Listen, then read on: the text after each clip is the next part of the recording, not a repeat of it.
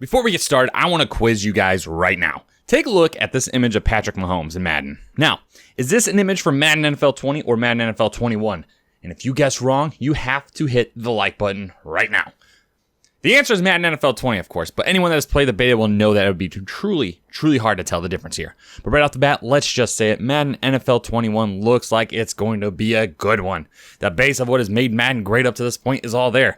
From the same animations to the same graphical overlays with a different coat of paint on it to the clueless defensive AI on your team, Madden NFL 21 remains true to its core. It's kind of like when Gary Sharon became the lead singer for Van Halen. They played all the hits and it was just the way you remember with David Lee Roth.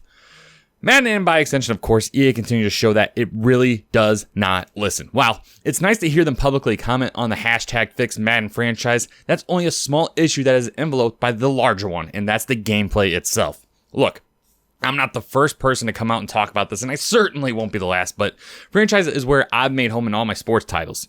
I love the immersion that is provided within franchise mode, so it pains me to see a list of new features being highlighted by the fact that a simulation football game is staying current with the new NFL playoff format, because, we should all be applauding, them staying true to that, right? Okay, but however, franchise has nothing to do with this beta. In fact, I believe it's a far cry to even call this a beta, because let's call this what it is.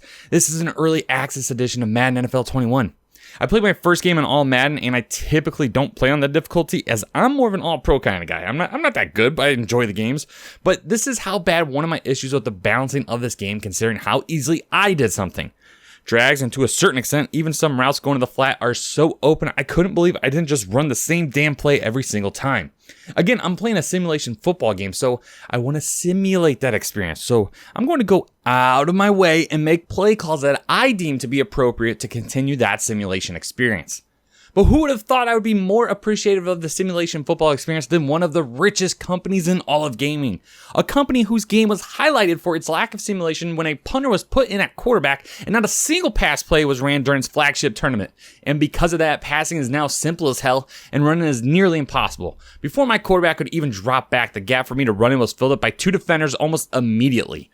We would be better off with Thanos being the lead developer of this game's experience, because at least he knows all things should be balanced. But let's not harp on EA too much, right? Because surely the first game that will find its way to a new generation of consoles will look and feel different, no? I mean, EA would definitely take this opportunity to build the game from the ground up to show that they aren't going to limp into another console generation doing the same thing they've done for the last 7 years, no? The NFL should know we deserve better for our football games, and if we've had to be saddled with Madden being the only licensed simulation football experience, then more should be expected for one of the world's biggest brands to be taken care of.